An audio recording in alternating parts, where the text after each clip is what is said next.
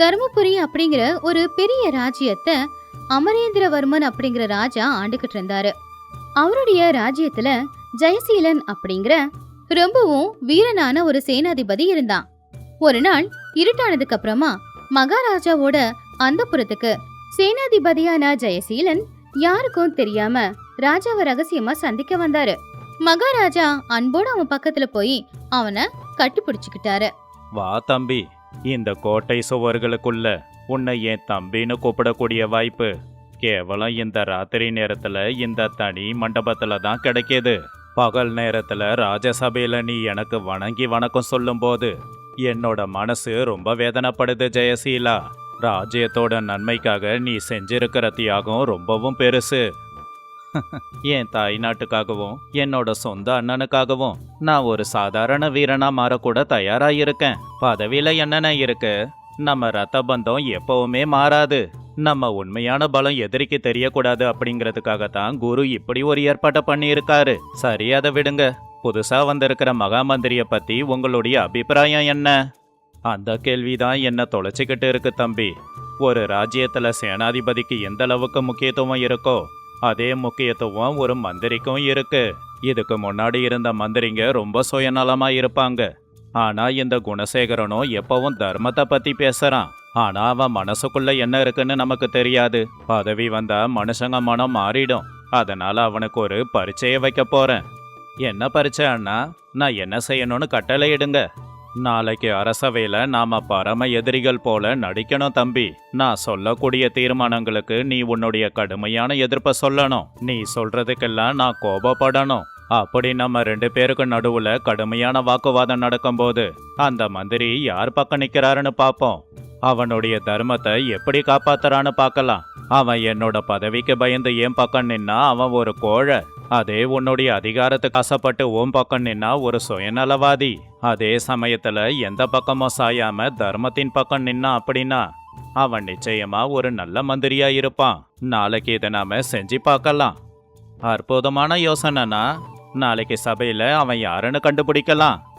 அடுத்த நாள் காலையில அதே ராஜ்யத்துல இருக்கிற ஒரு சின்ன கிராமத்துல வாழ்ந்துகிட்டு இருந்த ராமையா அப்படிங்கிற ஒரு ஏழை விவசாயி அவன் வீட்டு திண்ணையில உக்காந்துக்கிட்டு ஏதோ ஆழமா யோசிச்சுக்கிட்டு இருந்தான்.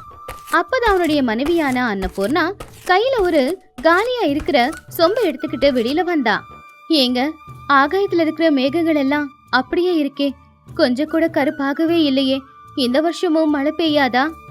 வயலெல்லாம் காஞ்சு போய் விரிசல் விடுது. வீட்டுல இருக்கிற அரிசி எல்லாமே தீந்து போச்சு. நாம பட்னியா இருக்க வேண்டிய நாட்கள் வந்துருச்சுங்க. இந்த வறட்சி நம்மள உயிரோட இருக்க விடாது போல. அதையே தான் நானும் யோசிச்சுக்கிட்டு இருக்கேன் அன்னபூர்ணா.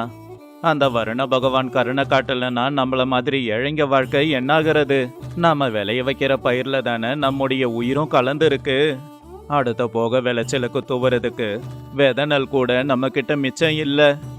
பக்கத்து வீட்டுக்காரங்க எல்லாம் வேற ராஜ்யத்துக்கு போறாங்க. நாம மட்டும்தான் இன்னும் இங்கேயே இருக்கோம். வேற ராஜ்யத்துக்கு போனாங்க கூலி வேலை செஞ்சாவது பொழைச்சுக்கலாம்ல. வேண்டாம் அன்னபூர்ணா, இந்த மண்ணுல தான் பிறந்தோம். இந்த மண்ணுல தான் நம்ம வாழ்க்கை முடியணும். நம்ம மகாராஜா ரொம்பவும் தயால குணம் கொண்டவர்.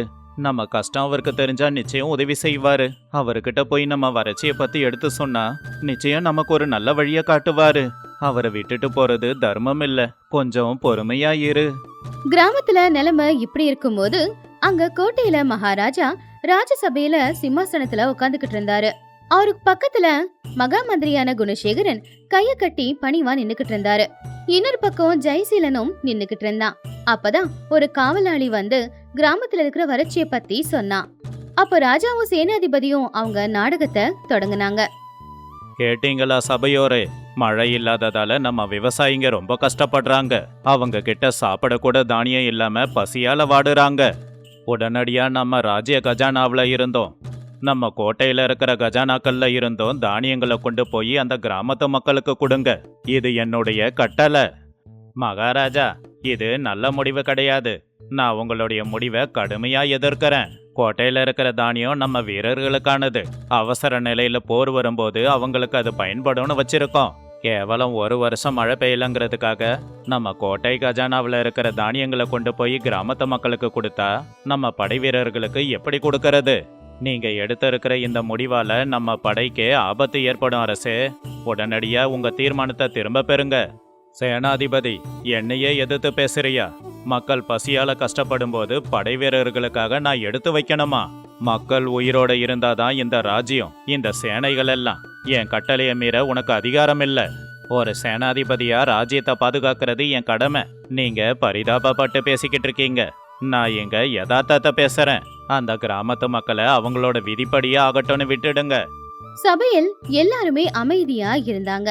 மகாராஜாவுக்கும் சேனாதிபதிக்கும் மத்தியில் நடக்கிற பயங்கரமான இந்த விவாதத்தை பார்த்து எல்லாரும் ஆச்சரியப்பட்டாங்க. அதுக்கப்புறம் எல்லாருடைய பார்வையும் மந்திரி மேலதான் போச்சு. மகாமந்திரி குணசேகரா, நீயே சொல்லு, இந்த விஷயத்துல யார் சொல்றது சரி, யார் பக்கம் தப்பு?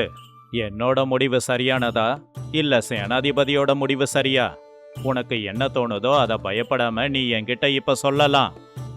சபையை மந்திரி என்ன சொல்ல போறாரு அப்படின்னு அமைதியா ஆர்வமா காத்துக்கிட்டு இருந்தாங்க. அப்போ மந்திரி சின்னதா ஒரு சிரிப்பு சிரிச்சு இப்படி சொன்னாரு. மகாராஜா, ஒரு மந்திரியா என்னோட கடமை யார் பக்கமும் நிக்கிறது இல்ல, தர்மத்தோட பக்கம் நிக்கிறது தான். தயவு செஞ்சு என்ன மன்னிச்சிடுங்க. இந்த விஷயத்துல நீங்க 2 பேர் எடுத்திருக்கிற முடிவுமே சரியான முடிவு இல்ல. என்ன 2 பேர் மேலையும் தப்பா? விளக்கமா சொல்லு. மகாராஜா, சேனாதிபதி சொன்னபடி பாதுகாப்புக்காக வச்சிருக்கிற தானியங்களை எடுத்து கிராமத்து மக்களுக்கு முழுசா கொடுத்துட்டா படைகளுக்கு பலம் இல்லாம போயிடும். எதிரிகள் தாக்கனா ராஜ்யத்தால தாக்கு பிடிக்க முடியாது. ராஜ்யத்தை பாதுகாக்கிறது நம்முடைய முதல் கடமை தான். ஆனா அதுக்காக மக்களை அவங்க விதிப்படி நடக்கட்டும்னு விடுறது மகா பாவம் அரசே. பசியோட இருக்கிற மக்களை காப்பாத்தாத ஒருத்தன் சிம்மாசனத்துல அமர தகுதியை இழந்துடுவான். அப்படின்னா உங்க யோசனை என்ன மந்திரி? என்னோட யோசனை இல்ல அரசே, நான் தர்மத்தை சொல்றேன். நம்ம கிடங்குல இருக்கிற தானியங்களை மக்களுக்கு இலவசமா கொடுக்காதீங்க. அதுக்கு பதிலா அந்த கிராமத்து மக்களை நம்ம ராஜ்யத்தோட எல்லையில ஒரு பெரிய ஏரிய வெட்ட சொல்லுங்க. அவங்க செய்யற வேலைக்கு கூலியா தினமும் அவங்களுக்கான தானியங்களை கொடுங்க. இதனால அவங்களுடைய சுய கௌரவம் நிலைநிறுத்தப்படும். அவங்களுக்கு தானியமும் போய் சேரும். அப்படியே அவங்களோட பசியும் தீரும். அதோட அடுத்த மழையில நாம வெற்ற ஏரியில நிறைய தண்ணீர் தேங்கி அடுத்து வறட்சியும் வராது. நம்ம படை வீரர்களுக்கு தேவையான தானியமும் நம்ம கிடங்குல பத்திரமாவே இருக்கும். கஷ்டம் வரும்போது இலவசமா கொடுக்கறது இல்ல அரசே, அவங்க உழைச்சி சம்பாதிக்க வாய்ப்பை கொடுக்கறது தான் ராஜநீதி. மந்திரி சொன்ன இந்த தீர்வு கேட்டதும் மகாராஜாவும் சேனாதிபதியும் ஒருத்தங்க பார்த்துக்கிட்டு மனசுக்குள்ள சந்தோஷப்பட்டாங்க. அவங்க வச்ச சோதனையில மந்திரி 100% ஜெயிச்சிட்டாரு அப்படிங்கிற சந்தோஷம்தான் அது. அற்புத மந்திரியாரே, உங்க யோசனை என்ன வியக்க வச்சிருக்கு. ஆனா அந்த கிராமத்து மக்கள் கிட்ட இந்த யோசனைய நானே நேர்ல போய் சொல்றேன். என்னோட மக்கள் பட்டுக்கிட்டு இருக்கிற கஷ்டத்தை என் கண்ணால பார்க்கணும். இன்னைக்கே நான் மாறு வேஷத்துல அந்த கிராமத்துக்கு போறேன்.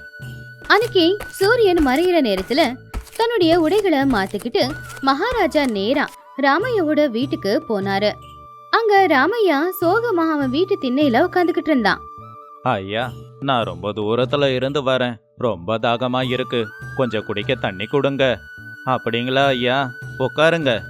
அன்னபூரணா, நம்ம வீட்டுக்கு ஒருத்தர் வந்திருக்காரு. குடிக்க கொஞ்சம் தண்ணி கொண்டு வா. அன்னபூர்ணா உடனே சொம்புல தண்ணிய கொண்டு வந்து கொடுத்தா. மகாராஜாவும் தண்ணியை குடிச்சு சுத்தியும் வறண்டு போயிருக்கிற வயல்களை பார்த்தாரு. பார்க்கும்போது உங்க ஊரோட சூழ்நிலை ரொம்ப மோசமா இருக்கிற மாதிரி இருக்கே பெரியவரே. மழை பெஞ்சு ரொம்ப நாள் ஆகுதுங்களா? நீங்கெல்லாம் எப்படி இருக்கீங்க? என்னங்க ஐயா, நாங்க இருக்கோம். அந்த கடவுள் கண்ணை மூடிக்கிட்டாரு. பூமி தாயி வெடிச்சு கிடக்குறா. 2 நாளா நாங்க சாப்பிட சாப்பாட்டுக்கு தண்ணியை தான் குடிச்சுக்கிட்டு இருக்கோம். எங்க குழந்தைங்க பசியால அழுவுறத பார்க்க முடியல. நீங்க இவ்வளவு கஷ்டத்துல இருக்கும்போது நீங்க உங்க ராஜா கிட்ட போய் உதவி கேட்டு இருக்கலாமே. அவர் உங்களுக்கு தானியம் தருவாரு. கோட்டையில இருக்கிற ராஜாவுக்கு எங்க கஷ்டம் எப்படிங்க ஐயா தெரிய போகுது? அவரு வரைக்கும் போக எங்களை யார் விடுறாங்க? அப்படி சொல்லாத அன்னபூரணா. ராஜா கடவுளுக்கு சமம். அவர் ஒரு நாள் நிச்சயம் நம்மள காப்பாத்துவாரு. அவர் மேல எனக்கு முழு நம்பிக்கை இருக்கு. நம்ம கஷ்டம் மட்டும் அவருக்கு தெரிய வந்துச்சுன்னா ஒரு கணம் கூட யோசிக்காம நம்ம வயத்தை நிரப்ப வருவாரு. ராமையாவோட பேச்சு கேட்டதும் மகாராஜாவோட கண்ணுல கண்ணீர் வந்துச்சு. ஜனங்க அவர் மேல வச்சிருக்கிற நம்பிக்கைய பார்த்து அவரு ரொம்பவும் சந்தோஷப்பட்டாரு. உடனே அவரு போட்டுக்கிட்டு இருந்த வேஷத்தை கலைச்சாரு. மகாராஜா அவங்க வீட்டுக்கு வந்ததை பார்த்து ராமையா தம்பதிகள் ரொம்பவுமே ஆச்சரியப்பட்டாங்க. எழுந்துறீங்க ராமையா. நீங்க என் மேல வச்சிருக்கிற நம்பிக்கை வீண் போகாது. நீங்க இனிமே பசியால வாட வேண்டிய அவசியம் இல்ல. நாளைக்கே இந்த ஊரோட எல்லையில நான் ஒரு ஏரிய வெட்டுற வேலையை ஆரம்பிக்கிறேன். உங்க ஊர் மக்கள் எல்லாரையுமே நீங்க கூட்டிக்கிட்டு வாங்க. உங்க வேலைக்கான தானியத்தை கொடுக்கறதோட அடுத்து விதைக்கிறதுக்கான விதைகளையும் நான் கொடுக்கறேன். உங்க வயல்களை மறுபடியும் பசுமையாக்குறது என்னோட பொறுப்பு. மகாராஜா, நீங்க மனுஷ உருவத்துல வந்திருக்கிற கடவுள். உங்க பார்வை எங்க மேல பட்டுடுச்சு மகாராஜா. இந்த நன்றி கடனை இந்த ஜென்மத்துல எங்களால தீர்க்க முடியாது. இது உங்களுக்கான கடன் இல்ல ராமையா, ஒரு ஆட்சியாளனா என்னுடைய கடமை. ராஜ்யத்துல இப்ப எல்லாமே நல்லபடியா தான் நடந்துகிட்டு இருந்துச்சு. ஆனா மகாராஜாவும் சேனாதிபதியும் சேர்ந்து கடைசியா ஒரு தடவை மந்திரியாருக்கு ஒரு பலமான பரீட்சையை வைக்கணும் அப்படின்னு யோசிச்சுக்கிட்டு இருந்தாங்க. அடுத்த நாள் சபையில யாரும் எதிர்பார்க்காத விதமா சேனாதிபதி வந்து அவருடைய வாளை சபைக்கு நடுவுல தூக்கி போட்டு ரொம்பவும் கோவத்தோட சத்தமா கத்துனாரு. மகாராஜா, இந்த ராஜ்யத்துல எனக்கு கடுமையான அவமானம் நடந்திருக்கு. நான் ராத்திரியும் பகலுமா கடுமையா உழைச்சி ராஜ்யத்தை காப்பாத்துறேன். ஆனா நீங்க புதுசா வந்த இந்த மந்திரியோட வார்த்தையை கேட்டு என்ன ஒதுக்கி வைக்கிறீங்க. என் வார்த்தைய நீங்க கேட்காம அந்த கிராமத்து மக்களுக்கு போய் தானியத்தை கொடுத்திருக்கீங்க. இந்த ராஜ்யத்துல என் வார்த்தைக்கு வலிமை இல்லையா?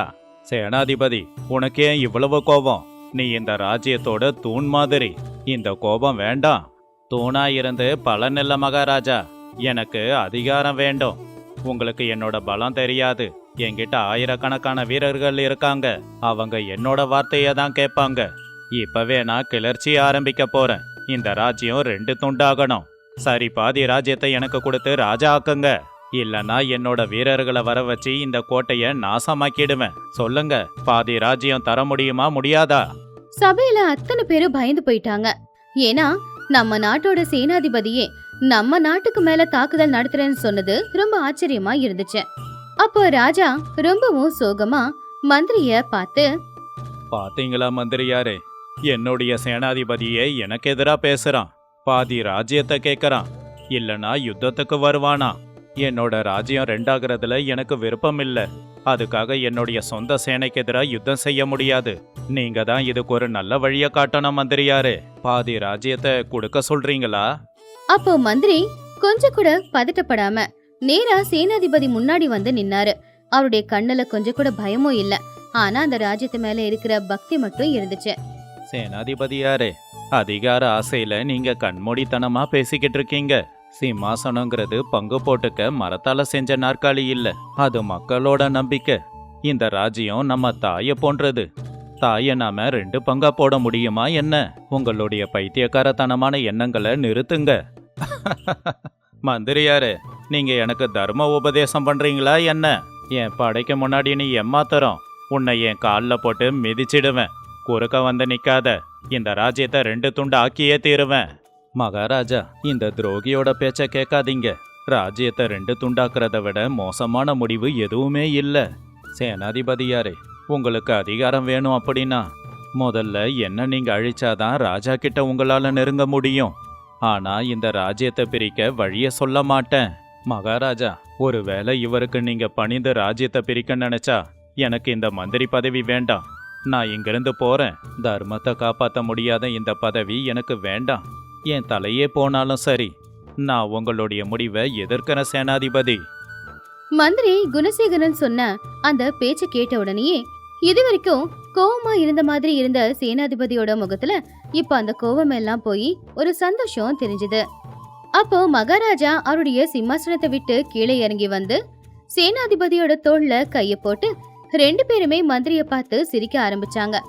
அந்த சிரிப்புக்கான அர்த்தம் மந்திரிக்கு புரியல. மகாராஜா, என்ன நீங்க சிரிச்சுக்கிட்டு இருக்கீங்க? ராஜ்யம் 2ஆக போறது உங்களுக்கு சிரிப்பா இருக்கா? மந்திரியாரே, என்ன மன்னிச்சிடுங்க. இதெல்லாம் ஒரு நாடகம்தான். உங்க ராஜபக்தியையும் உங்க தைரியத்தையும் சோதிக்கிறதுக்காக நாங்க போட்ட நாடகம். சேனாதிபதி ஜெயசீல எனக்கு எதிரா திரும்புறது இந்த ஜென்மத்துல நடக்காது. ஏன்னா அவன் வேற யாரோ இல்ல குணசேகரா, என்னோட சொந்த தம்பி. சபையில இருக்கிற எல்லாருமே இந்த ரகசியத்தை கேட்டு ஆச்சரியப்பட்டாங்க. ஆனா அது வரைக்கும் ஆச்சரியமா பாத்துக்கிட்டு இருந்த மந்திரி குணசேகரன் திடீர்னு அவங்கள பார்த்து அவரும் சிரிக்க ஆரம்பிச்சாரு.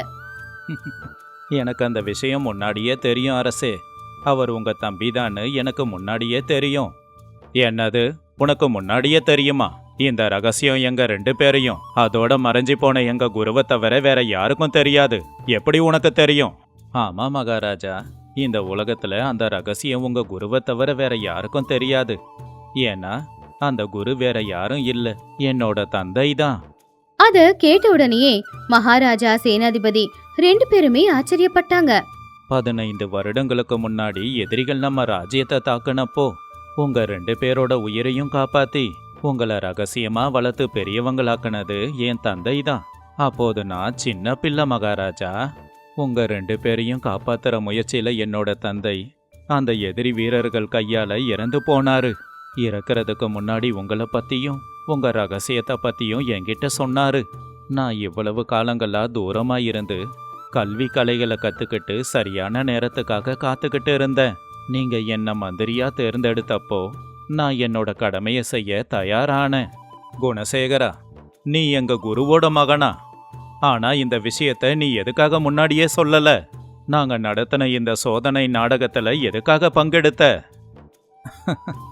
எதுக்காகனா மகாராஜா, அதிகாரம் வந்துட்டா அண்ணன் தம்பிங்களுக்குள்ள இருக்கிற பாசம்லாம் மாறி போயிடும்னு பல பேர் சொல்றாங்க.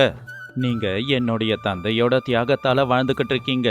உங்க 2 பேருக்கும் நடுவுல அதே பாசமும் பந்தமும் இன்னும் இருக்கா அப்படின்னு தெரிஞ்சுக்க நான் ஆசைப்பட்ட மகாராஜா. அதனால தான் உங்களுக்கே தெரியாம நானும் உங்க கூடவே நாடகம் ஆடினேன். ஆனா நீங்க எனக்கு வச்ச சோதனை மூலமா உங்க 2 பேருக்குள்ள இருக்கிற பந்தத்தோட உறுதியை நான் தெரிஞ்சுக்கிட்டேன். இனி நான் நிம்மதியா போய் சேருவேன். போய் சேரணுமா பைத்தியக்காரா? நீ இனிமே எங்களோட மந்திரி கிடையாது, எங்களோட இன்னொரு தம்பி. எங்களை கண்ணிமை போல காப்பாத்தன எங்க தெய்வமான குருவுக்கு நாங்க பட்ட கடனை தீக்க இப்ப உன்னோட மூலமா எங்களுக்கு ஒரு வாய்ப்பை நீ ஏற்படுத்தி கொடுத்திருக்க. நாம 3 பேரும் சேர்ந்து இந்த ராஜ்யத்தை சொர்க்கமா மாத்தியாகணும். சபையில இருக்கிற அத்தனை பேரோட கண்ணிலையும் அந்த நொடிய ஆனந்த கண்ணீர் வந்துச்சு. அண்ணன் தம்பியோட ஆட்சி, அவங்களுக்கு உதவி செய்ய மந்திரி, இவங்க 3 பேரோட கையில அந்த ராஜ்யம் ரொம்ப பாதுகாப்பா இருந்துச்சு. கிராமத்திலயும் வறட்சி எல்லாம் போய் எல்லாரும் நிம்மதியா வாழ்ந்தாங்க. உண்மை, நேர்மை, ராஜ்யத்து மேல நம்பிக்கையும் பயமும் பக்தியும் இருக்கிறவங்கள நீங்க எவ்வளவுமே சோதிச்சாலும் கூட அவங்க தயார் அப்படிங்கறத நிரூபிப்பாங்க. கெட்ட எண்ணமும் சுயநலமும் இல்லாத இடத்துல எப்பவுமே சந்தோஷம்தான் இருக்கும். விஜயபுரம் அப்படிங்கிற மகா சாம்ராஜ்யத்தை பார்த்திபன் அப்படிங்கிற மகாராஜா ஆண்டுகிட்டு இருந்தாரு. அவரு எந்த அளவுக்கு பெரிய வீரனோ அதே அளவுக்கு மக்கள் மேல அக்கறை கொண்டவரு. அந்த ராஜ்யத்துல தர்மையா அப்படிங்கிற ரொம்ப புத்திசாலி மந்திரியும் மார்த்தாண்டன் அப்படிங்கிற ரொம்ப திமிரு பிடிச்ச சேனாதிபதியும் இருந்தான். அந்த ராஜ்யத்தை சுத்தி ஒரு அடர்ந்த காடு இருந்துச்சு. ஒரு நாள் காலையில ராஜாவோட சபையில எல்லாருமே இருக்கும்போது வீரையா அப்படிங்கிற ஒரு வைர வியாபாரி அழுதுகிட்டே ராஜா முன்னாடி வந்து நின்னான். மகாராஜா, என்ன காப்பாத்துங்க, என் உயிரே போற நிலைமையில இருக்கு. உங்களுடைய பிறந்த நாளுக்காக வெளியூர்ல இருந்து கொண்டு வந்த வைரங்களை பதிச்ச கிரீடத்தையும் அதோட பட்டு துணிகளையும் எடுத்துக்கிட்டு ராஜ்யத்தை நோக்கி வண்டியில வந்துகிட்டு இருந்தேன். ஆனா நேத்து ராத்திரி நம்ம ராஜ்யத்தோட எல்லையில அடர்ந்த காட்டுக்குள்ள கொள்ளக்காரங்க அந்த கிரீடத்தை திருடிட்டாங்க. கிரீடம் மட்டும் இல்ல மகாராஜா, என்கிட்ட இருந்த எல்லாத்தையுமே எடுத்துக்கிட்டாங்க. என்ன சொல்ற வீரையா, நம்ம ராஜ்யத்துல கொள்ளக்காரங்க இருக்காங்களா? சேனாதிபதி, என்ன இது? நம்ம ஊர் எல்லையில இருக்கிற காட்டுல 100 காவலர்கள் காவலுக்கு இருக்காங்கல்ல. இந்த காட்டோட பாதுகாப்புக்கு தானே உங்களை நான் வச்சிருக்கேன். அப்படி இருக்கும்போது இந்த கொள்ளை எப்படி நடந்தது? மன்னிக்கணும் மகாராஜா, காவலர்கள் அத்தனை பேருமே கண்மொழிச்சு காவலுக்கு தான் இருந்துகிட்டு இருக்காங்க. ஆனாலும் அந்த கொள்ளக்காரங்க சாதாரண ஆளுங்களா தெரியல. ஒரு நொடியில காத்தோட காத்தா கலந்துடுறாங்க. நம்ம காவலர்கள் அந்த பக்கமா போறதுக்குள்ள திருடர்கள் திருடி முடிச்சிட்டு பதுங்கிடுறாங்க. அந்த கொள்ளக்காரங்களை பிடிக்கிறது அவ்வளோ சாதாரணம் இல்ல மகாராஜா, அது ரொம்ப கடினம். மகாராஜா, சேனாதிபதி சொல்றதுல அர்த்தமே இல்ல. அவங்க காத்தோட காத்தா கலந்து போறதுக்கு எந்த ஒரு கொள்ளக்காரனுக்கும் மாய வித்தைகள் தெரியாது. எனக்கு தெரிஞ்சு அந்த கொள்ளக்கூடத்துல இருக்கிறவங்க அத்தனை பேரும் நம்மள கவனிக்கிறாங்க. நாம என்ன செய்ய போறோம்னு அவங்களுக்கு தெரியுது. அதை யாரோ அவங்க கிட்ட சொல்றாங்க. அதை பயன்படுத்திக்கிட்டு தான் அவங்க கொள்ளையடிக்கிறாங்க. உங்களுக்கு ஆட்சேபனை இல்லை அப்படின்னா இந்த பிரச்சனைக்கு தீர்வு சொல்லக்கூடிய ஒருத்தரை எனக்கு நல்லாவே தெரியும் அரசே. இந்த ராஜ்யத்தோட பிரச்சனையை தீர்க்க நீங்க யாரை கூட்டிக்கிட்டு வந்தாலும் நான் அவங்கள நிச்சயமா ஏத்துப்பேன். அவங்க யாரு? மகாராஜா, அவரு ஒரு சாதாரண விவசாயி. நம்ம ராஜ்யத்துக்குள்ள ஒரு கிராமத்துல இருக்கிற ஒரு ஏழை விவசாயி. அவரு பேரு சோமையா. அவரு எப்பேற்பட்ட பிரச்சனை வந்தாலும் சரி, கொஞ்ச நேரத்திலேயே அவருடைய புத்திசாலித்தனத்தால அந்த பிரச்சனைக்கான தீர்வை சொல்லிடுவாரு. அவரை வர வச்சா நம்ம பிரச்சனை தீரும்னு நான் நம்புறேன் அரசே. அப்படின்னா எதுக்காக யோசிக்கிறீங்க? உடனே அந்த சோமையாவை நான் கூப்பிட்டேன்னு சபைக்கு கூட்டிட்டு வாங்க. மகாராஜாவோட அனுமதியோட மந்திரியார் நேரா கோட்டையிலிருந்து கிராமத்துக்கு கிளம்புனாரு. அங்க சோமையா அவன் வீட்டு திண்ணையில ஒரு மரபொம்மைய செதுக்கிக்கிட்டு அமைதியா உட்காந்துக்கிட்டு இருந்தான். அப்பதான் அவனுடைய மனைவியான கௌரி கையில ஒரு காலியான பாத்திரத்தை பிடிச்சுக்கிட்டு கோவமா வெளியில வந்தா. ஏங்க, எப்ப பார்த்தாலும் திண்ணையில உக்காந்துக்கிட்டு அந்த மரபொம்மைய செதுக்கிக்கிட்டு இருக்கீங்களே, அதுல உங்களுக்கு என்ன கிடைக்குது? மத்த ஆம்பளைங்க எல்லாரும் வயலுக்கு போய் கை நிறைய பணம் சம்பாதிக்கிறாங்களே, அந்த மாதிரி பணம் சம்பாதிக்கலாம்ல. இங்க பாருங்க, வீட்டுல சமைக்கிறதுக்கு ஒரு கைப்பிடி அரிசி கூட இல்ல. என் கெட்ட நேரம், உங்க கையால என் கழுத்துல தாலிய வாங்கி கட்டிக்கிட்டேன். என்ன கௌரி இது? எதுக்காக இப்படி காலாங்காத்தாலேயே கத்திக்கிட்டு இருக்க? கஷ்டப்படுறது என்னோட கை மட்டும் இல்ல, என்னோட மூளையும் தான். அது எப்பவும் கஷ்டப்பட்டு யோசிச்சுக்கிட்டே இருக்கும். அதிர்ஷ்டம் என்னைக்கா இருந்தாலும் நம்மள தேடி வரும். அதுக்கு கொஞ்சம் பொறுமையும் வேணும். அந்த கடவுள் நம்ம மேலையும் கருணைய காட்டுவான். ஆ, அந்த கடவுளே அந்த அதிர்ஷ்டத்தை உங்களுக்காக அனுப்பி வைப்பாரு. அப்படியே உக்காந்துக்கிட்டு இருங்க. கௌரி அப்படி சொல்லிக்கிட்டு இருக்கும் போதே மந்திரி சோமையோட வீட்டு வாசல்ல நேரா வந்து நின்னுக்கிட்டு இருந்தாரு. மந்திரியை பார்த்ததும் சுத்தி இருக்கிற அத்தனை பேரும் ரொம்பவே ஆச்சரியப்பட்டாங்க. சோமையா, நல்லா இருக்கியா? உன்னுடைய புத்திசாலித்தனத்தை பத்தி நம்ம ராஜ்யத்து மக்கள் சொல்லி நான் கேள்விப்பட்டிருக்கேன். இன்னைக்கு மகாராஜாவுக்கு உன்னுடைய தேவை இருக்கு. நம்ம ராஜ்யத்துல பெரிய கொள்ளை நடக்குது. அந்த கொள்ளைய செய்யறது யாருன்னு கண்டுபிடிக்க ராஜாவே வர சொல்லியிருக்காரு. அட, அப்படியா? இதை விட சந்தோஷம் வேற என்ன இருக்கு? கொஞ்ச நேரம் இருங்க, நான் என் பொண்டாட்டிக்கிட்ட சொல்லிட்டு உடனே வந்துடுறேன். சோமையா மந்திரி கூட சேர்ந்து விஜயபுர ராஜசபைக்கு வந்து நின்னான். அப்போ ராஜசபையில வியாபாரியான வீரையா, ராஜா, சேனாதிபதி எல்லாரும் நின்னுக்கிட்டு இருந்தாங்க. மகாராஜா, இவர்தான் நீங்க சொன்ன மேதாவியா? பாக்குறதுக்கு ஏதோ ஆடு மாடு மேய்க்கிறவர் மாதிரி இருக்காரு. வாள் வீச தெரிஞ்ச என்னோட வீரர்களாலேயே கண்டுபிடிக்க முடியலையே. இதுல கலப்பைய வச்சு விவசாயம் செய்யற ஒரு விவசாயியால எப்படி கண்டுபிடிக்க முடியும்? இது நம்முடைய சேனைக்கே அவமானம் இல்லையா மகாராஜா? ஐயா சேனாதிபதியாரு, ஆடு மேய்க்கிறவங்களுக்கு ஆடு எப்ப எந்த பக்கம் போகும், எவ்வளவு புல்ல மேயும்னு நல்லா தெரியும். அதே மாதிரி மனுஷங்களோட முகத்தை பார்த்து அவங்க எப்படிப்பட்டவங்கன்னு சொல்ற திறமை கிராமத்து ஆளுங்களுக்கு இருக்கு. நீங்க நான் போட்டு இருக்கிற உடைய வச்சு என்ன எடை போடாதீங்க. மகாராஜா, நான் என்ன செய்யணும்? சோமையா, வியாபாரிகளை துன்புறுத்துற கொள்ளக்காரங்களையும் அவங்க பின்னாடி யாரு இருக்காங்க அப்படிங்கறதையும் கண்டுபிடிக்கணும். உனக்கு 1 வாரம் அவகாசம் தரேன். நிச்சயமா மகாராஜா. ஆனா அவங்கள கண்டுபிடிக்கிறதுக்கு முன்னாடி அவங்க கொள்ளையடிச்ச அந்த வண்டி எங்க இருக்குன்னு சொன்னீங்கன்னா ஒரு தடவை நான் அதை பார்க்கணும். ஐயா, என்னோட வண்டிய நம்ம கோட்டைக்கு வெளியில தான் விட்டிருக்கேன். வாங்க ஐயா, காமிக்கிறேன். உடனே எல்லாருமே கோட்டைக்கு வெளியில இருக்கிற உடைஞ்சு போன அந்த வண்டிய பார்க்க போனாங்க. அப்ப சோமையா அந்த வண்டியை சுத்தி கீழே தரையில ஏதாவது அடையாளம் இருக்கான்னு பாத்துக்கிட்டு இருந்தான். மகாராஜா, கொள்ளக்காரங்க பயன்படுத்தின குதிரையோட காலடி தடத்தை இங்க பாருங்க. அவங்க பயன்படுத்தின குதிரையோட காலடியாச்சு மண்ணுல பதிஞ்சிருக்கு. இந்த லாடம் நம்ம ராஜ்யத்துல மட்டுமே செய்யக்கூடியது மகாராஜா. அப்படின்னா நம்ம ராஜ்யத்து குதிரைகளை கொள்ளக்காரங்களுக்கு பயன்படுத்திக்கிறதுக்காக இங்க இருந்து யாரோ கொடுத்துருக்கணும். மகாராஜா, அப்படின்னா கிட்டத்தட்ட நான் திருடன் யாருங்கிறத கண்டுபிடிச்சிட்டேன்.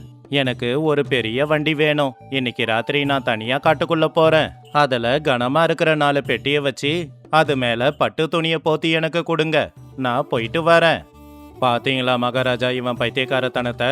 இவன் உயிரை கொடுக்க இவனே போறானாமா. உன்னுடைய விருப்பம் சோமையா, நீ கேட்கிற எல்லாத்தையும் நான் கொடுக்கறேன். கவனமா இரு. அன்னைக்கு ராத்திரி நேரம் பயங்கரமான இருட்டுல சோமையா ராஜாவோட வண்டியில ராஜா கொடுத்த பெட்டிங்க எல்லாத்தையும் வச்சுக்கிட்டு காட்டுக்கு மத்தியில போய்கிட்டு இருக்கும் போது திடீர்னு கொள்ளக்கூடத்தை சேர்ந்தவங்க 2 பேர் வந்து அந்த வண்டிய வழிமறைச்சாங்க. அவங்க வண்டியில உட்காந்துருந்த சோமையாவை மிரட்ட ஆரம்பிச்சாங்க.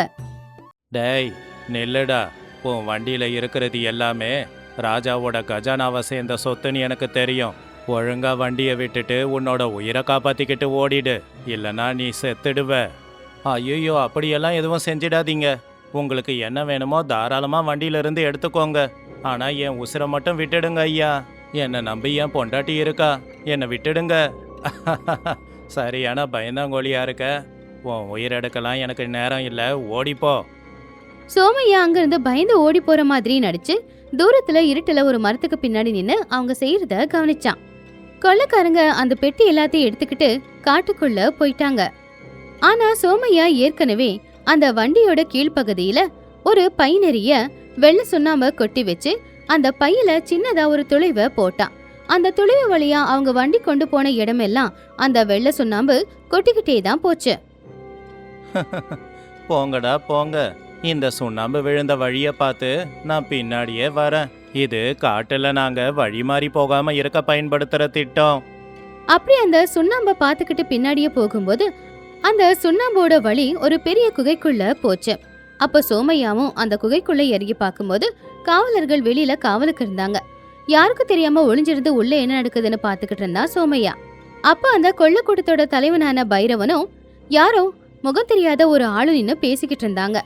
சரியா உத்து கவனிச்சப்பதான் தெரிஞ்சது அது வேற யாரும் இல்ல, சேனாதிபதி மார்த்தாண்டா அப்படிங்கிறது. என்னடா பைரவா, ஒரு சாதாரண விவசாயியோட வண்டியை கொண்டு வந்ததுக்கு இந்த அளவுக்கு சந்தோஷப்பட்டுக்கிட்டு இருக்கியே? அவன் ஏதோ பெரிய மேதாவி அப்படின்னு ராஜா சொன்னாரு. எதுக்குடா அவன் உயிரை எடுக்காம வந்த? ஐயா, அவன் சரியான பயந்தாங்கோழியா இருக்கான். நீங்க சொன்ன அளவுக்குலாம் அவன் ஒன்றும் இல்லை. ஆனா உங்களுக்கு என்னங்க ஐயா, நாங்க கொள்ளடிக்கிற பணத்துல பாதியை உங்களுக்கு கொடுக்கறோமே. இன்னும் எத்தனை நாளைக்கு இப்படி ரகசியமா எங்களை சந்திக்க போறீங்க? இன்னும் கொஞ்ச நாளைக்கு தான் பைரவா. ஏற்கனவே நீ கொள்ளையடிச்ச பணத்துல நீ நிறைய எனக்கு கொடுத்துருக்க. அது எல்லாமே என்கிட்ட இருக்கு. அதை கொண்டு போய் பக்கத்து ராஜ்யத்துல கொடுத்து நான் பெரிய பதவியா வாங்க போறேன். அதுக்கப்புறம் இந்த ராஜ்யத்துக்கும் எனக்கும் சம்பந்தம் இல்லை. இது எல்லாத்தையுமே கேட்டுக்கிட்டு இருந்த சோமையா யாருக்கு தெரியாம அங்கிருந்து நேரா கோட்டைக்கு வந்துட்டான். அடுத்த நாள் காலையில ராஜசபை மறுபடியும் தொடங்குச்சு. ராஜா, மந்திரி, வீரையா, சேனாதிபதி, சோமையா எல்லாருமே சபையில இருந்தாங்க. பாத்தீங்களா மகாராஜா, இவனுக்கு அந்த கொள்ளைக்காரங்களை பிடிக்கிற துப்பு இல்லைன்னு நான் சொன்னேன். ஆனா நீங்க தான் ஏதோ பெரிய மேதாவின்னு அனுப்பி வச்சீங்க. ஆனா கொள்ளைக்காரங்களை பார்த்து பயந்து ஓடி வந்திருக்கான் பாருங்க. ஐயோ, கொஞ்சம் பொறுமையா இருங்க சேனாதிபதியாரே. நான் ஒன்றும் ஓடி வரல. என்னோட திட்டத்தை செயல்படுத்தி திருடன் யாருன்னு கண்டுபிடிச்சிருக்கேன். உண்மையாவா சோமையா? யார் அந்த திருடன்? எங்க இருக்கான்? மகாராஜா, அந்த கொள்ளைக்காரன் காட்டுல இருக்கிற விஷயம் உண்மைதான். ஆனா இந்த கோட்டையில இருக்கிற யாரோ ஒருத்தவங்க தான் அந்த திருடனோட ஒப்பந்தத்தை போட்டு அவங்க கொள்ளையடிக்கிற பங்குல பாதி பங்கையும் வாங்கிக்கிறாங்க. அது யாருங்கிறத நான் கண்டுபிடிச்சிட்டேன் மகாராஜா. சோமையா, இங்க இருக்கிற எல்லாருமே ராஜாவோட நம்பிக்கைய சம்பாதிச்சவங்க. அது யாரு அப்படிங்கிறத உடனடியா பேரோட சொல்லு. ஐயோ, நான் பேரை சொன்னா அவன் ஒத்துக்க மாட்டானே மந்திரியாரே. மகாராஜா, எனக்கு ஒரு மரப்பெட்டி வேணும். அந்த மரப்பெட்டிக்குள்ள வெறும் ஒரே ஒரு கை உள்ள போற மாதிரி சின்ன துளை இருந்தா போதும். மரப்பெட்டியா? திருடனை பிடிக்கிறதுக்கும் இதுக்கும் என்ன சம்பந்தம்? மகாராஜா, திருடனை கண்டுபிடிக்க ஒரு முனிவர் எனக்கு ஒரு கல்லை கொடுத்திருக்காரு.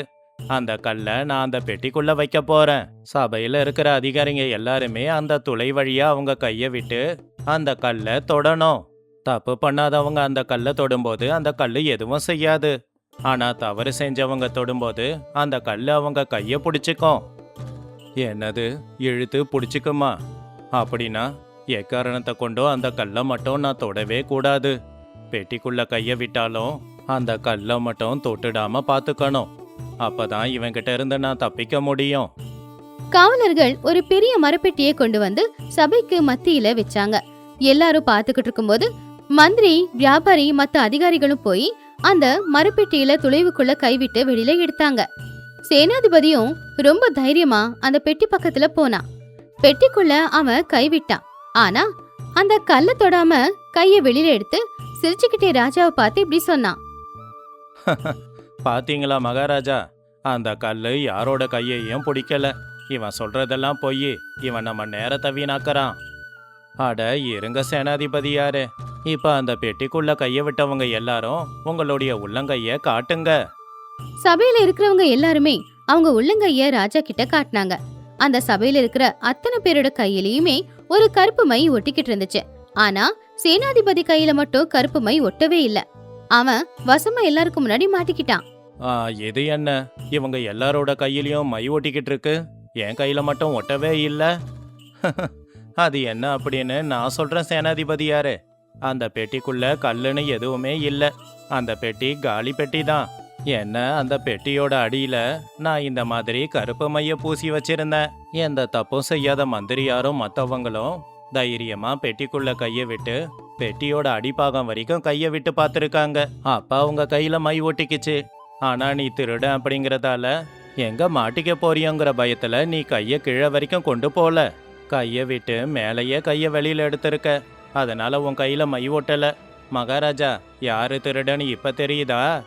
துரோகி, என் கூடவே இருந்து என்னையே முதுகுல குத்துறியா? காவலர்களே, உடனடியா இவனை கைது பண்ணி சிறையில் அடைச்சி வைங்க. இவன் வீட்டுக்கு போய் இவனோட சொத்து எல்லாத்தையும் கொண்டு வந்து ராஜ்யத்தோட கஜானாவில் சேர்த்துடுங்க. இவனை கொன்னுடுங்க. அப்படி சேனாதிபதியை கைது பண்ணிட்டு மகாராஜா சோமைய பக்கத்துல வந்து நின்னு அவனை மனசார பாராட்டினாரு.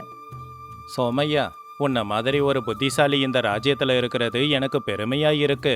உனக்கு 5000 தங்க காசுகளை பரிசா தரேன். அதோட என் கோட்டைக்கு பக்கத்திலேயே உனக்கு ஒரு பெரிய வீட்டையும் கட்டி கொடுக்கறேன். எனக்கு எப்ப வேணும்னாலும் உன்னோட உதவி தேவைப்படும். உங்களுக்கு நிச்சயமா நான் எப்பவும் உதவி செய்வேன் மகாராஜா. சோமையா ரொம்ப சந்தோஷமா அந்த தங்க காசுகளை எடுத்துக்கிட்டு வந்து கௌரி கிட்ட கொடுத்தான். புருஷனை இத்தனை நாள் திட்டினதுக்கும் அவமானப்படுத்தினதுக்கும் கௌரி புருஷன்கிட்ட கையெடுத்து கும்பிட்டு மன்னிப்பு கேட்டா. இப்ப சோமையா கௌரி கூட சேர்ந்து ரொம்பவும் சந்தோஷமா ராஜாவுக்கு கீழே ஒரு நல்ல வேலையும் பார்த்துக்கிட்டு இருந்தான். தப்பு பண்ணவன் அவன் செஞ்ச தப்ப மறைக்க முயற்சி பண்ணாலும் அவனுடைய பயம் அவனை காட்டி கொடுத்துரும். உடல் பலம் அதிகாரத்தை விட எப்பவுமே புத்தி பலம் ஜெயிக்கும் அப்படிங்கறத சோமையா இந்த கதையில நிரூபிச்சான்.